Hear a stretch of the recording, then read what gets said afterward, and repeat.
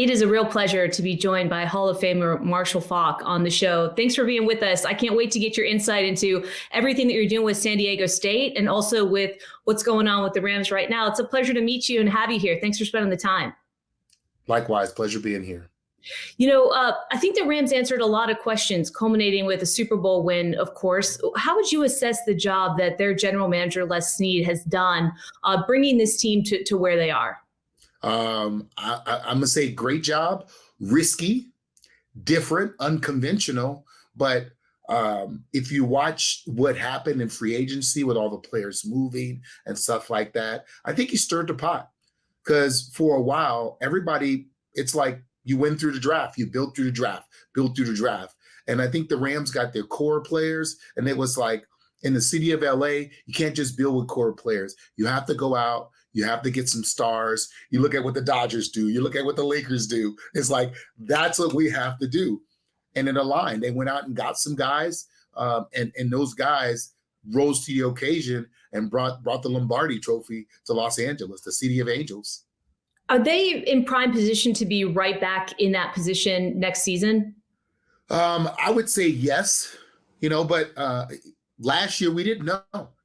I'll be honest, I was probably one of Matthew Stafford's biggest critics. A guy who hadn't really won a playoff game, the Jared Goff, who took a team to a Super Bowl, but understanding that Matthew Stafford was where he needed to be in a sense mentally. You never know that unless you're in the huddle with the guy or you're having conversations. As an analyst, we're only analyzing what we see on the football field, and what we saw from Matthew, it didn't translate well because he hadn't won any playoff games. But watching him take the lead with his team, and as they started to dwindle towards the end part of the season, how they turned it on in the playoffs, I'm gonna tell you, I marveled over what he was able to do and what they did collectively as a team. Did he change minds in terms of being considered a Hall of Famer? Man, that's a tough question. In a sense, his career is still in the balance. But what I'm gonna tell you, he changed for me is he a winner? Before you go to Hall of Fame, let's talk winning. And quarterbacks that's the position along with head coaches that comes with the win and loss record. When you talk about Marshall Faulk, you never give me a win and loss record. You talk about other stats. But for a quarterback, wins and losses matter. And I think over the next, let's say 5 to maybe 10 years for Matthew Stafford, we're going to get a chance to see a different guy, because now, compared with Sean McVay, his abilities and his arm talent, man, this thing could be endless. It's the potential there. Oh man, I like the combination of them two together. Now knowing Matthew Stafford is the kind of guy that can lead a team and be the reason why they win, not the reason they lose games. Marshall, it's interesting to hear you talk about the risks that the Rams have taken and how traditionally the thought around the draft, which is upcoming as of this taping in a couple of days, is to get those key pieces to build for the future. But then, what the Rams did, basically trading a whole bunch of those picks away to go ahead and bet on the here and now, has paid off for them and could potentially continue to pay off for them. Is that a trend that you see other teams sort of following in the future as it relates to the draft? I mean, we just came off of an explosive free agency, particularly around the quarterback position. And it seems like there isn't that time that's been afforded in the past for teams to take these quality draft picks and watch them kind of marinate. It's very much a what have you done for me lately? Of course, you're more familiar with that than I am. But is this a trend that you see, other teams sort of pursuing with the success the Rams have had? Yeah, teams are basically saying, hey, I want to win now. And based on what the Rams did by going out and getting to Matthew Stafford, you saw a lot of movement, a lot of acquisitions being made in free agency. Look what the Miami Dolphins did. They moved a lot of players, made a lot. The Oakland Raiders, they moved a lot of players and picks. And I think now, because of the money, they're making so much money. You want to be talked about as a winner in this league. And some of these owners, they're just like, listen, I want it. Here, Mark Davis, he saw what Stan Kroenke did, winning the Super Bowl in Los Angeles. Guess what? We know the Super Bowl will be in Las Vegas soon. Guess what he's thinking? I want the Super Bowl here. They envy Right. these billionaires. They envy one another. They envy one Yeah. another. We just saw it on Twitter. Exactly. They just don't do it in social media. We saw the Bucks win the Super Bowl at home. The Rams were like, I want that too. And here we go. And now the Raiders want it also. And that's why they're active. And that's what it's about. But guess what it does? I love seeing people move around. I love to see guys get their money. But I also want to see these teams do what the Rams did, which is midway through the season when things were going wrong, guess what they did? They didn't start to pull back. They pushed more chips in. They went to the back pocket, to the right back pocket, to the left back pocket, and it was like, hey, we're going to get Von Miller. Like, we're going to continue to add parts. And when you're all in, you have to really be all in. You know, the one of the main storylines right now is around Deebo Samuel, what his future is with the 49ers, the rumors, that he requested out of there, and the team saying they would do everything they can to envision a scenario where he is there. How special of a player is he, in your opinion? Very, very. And you can't even quantify what he means to this team because of how much he does to make this offense go. It's sad that he's in this position, but if I'm John Lynch and I'm the general manager, I'm looking at this talent and I'm saying, man, this guy is awesome. But the problem is he's a wide receiver, and I don't even have my franchise quarterback. Is Trey Lance the guy? It's not like you're taking Deebo Samuels and you got to keep him for an Aaron Rodgers. It's not the case. This isn't a Tyreek Hill, like this is not the case for Patrick Mahomes. You don't know if your quarterback can even, if you pay this guy this type of money, that you can even use his talents as a receiver, as a runner. You can line him up at running back. He can go with the best of them. But how long can a receiver do that? Yeah. And that's, I just see it. It's a hard, if I'm John Lynch, I'm watching what these receivers got. If he wants that kind of money, I can't compromise the core of my team. I got to move you. You're a very important part of the nucleus of the greatest show on turf during your time with the Rams. And that offense, I was reading, has its origins somewhat in San Diego State. I know you're a proud alum and here on behalf of them today, invented and then refined at that university. Tell us a little bit about why, you're here on behalf of San Diego State today. Yeah, so a lot of what we did at the Rams came from Don Coryell.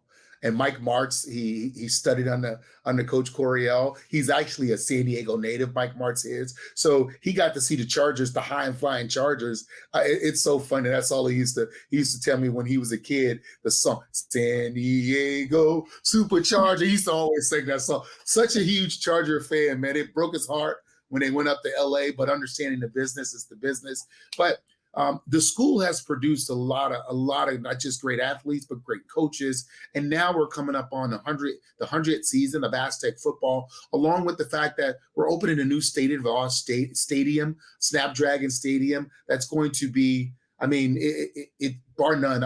Other than SoFi, we're the next best thing in the state, in a sense, as stadiums go, and really looking forward to celebrating that, along with, like I said, the 100th year of Aztec football with our fans and families down here.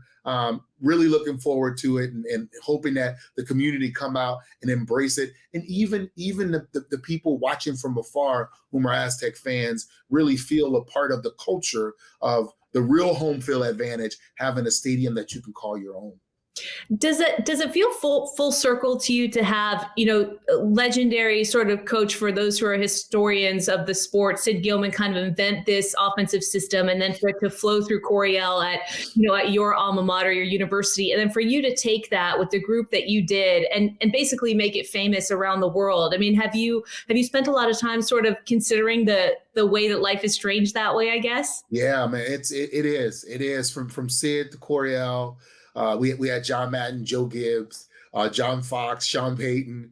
It's just the list, John Hannafin, the list of coaches whom have went on and really did amazing things in the game of football, in the sport of football. A lot of them coached at San Diego State, and the legacy that is there with those coaches. And I like the fact that all of that will be brought to life in the stadium. This stadium, we will honor every part of Aztec football and celebrate and commemorate those that have been a part of building the institution that we are. It's so exciting for people that care so much and are passionate about that institution and its rich sports legacy. I do have you for a couple minutes, so just want to bounce around the NFL, a couple other storylines too. I know, before you did everything that you did with the Rams, you were an elite player in Indianapolis, and I'm curious what you think the future holds for Matt Ryan there. Does he have the talent to take them to a Super Bowl? Do you predict that they will be successful next season? I'm going to say yes, and I feel like Matt Ryan knows who he is right now. Where Carson Wentz was still trying to find himself, he had stuff to prove. Matt Ryan, he had his day in the sun. He was MVP. Brady pretty much snatched a Super Bowl out of his mouth, and he had the taste of it. And the nucleus of this Indianapolis Colts team is one that's very good. He could not ask to be put in a better situation with better coaches, better players. I think for Matthew Stafford, this is the crescendo to his career, and I'm really looking forward to him being in the spotlight and showing that he still has elite talent when you put elite talent around him. He may not be able to carry a young team, but a team like this, he's a guy that can really lead them and get them to the promised land.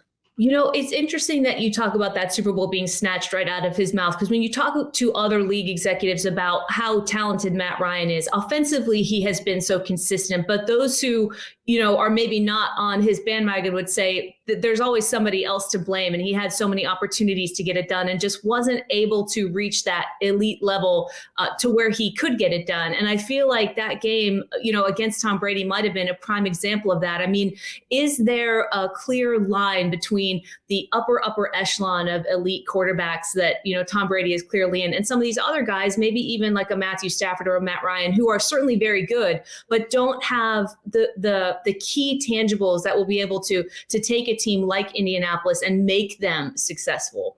Well, here's what I'm going to say to you, because I think that we sometimes get confused with elite talent and what it takes to be an elite talent and lead a team compared to being on a team and being able to win a Super Bowl. There's some quarterbacks whom we might not consider elite. They've won Super Bowls on teams. They've led teams to Super Bowls, and Matt Ryan just has to be who Matt Ryan is. I don't think on this team it's necessary that he's an elite talent. I think he's a game manager, a guy who is the reason they win games and never the reason they lose games. And Carson Wentz, he found himself as a reason they were losing games. He could not just get out of his own way. Let's just say that.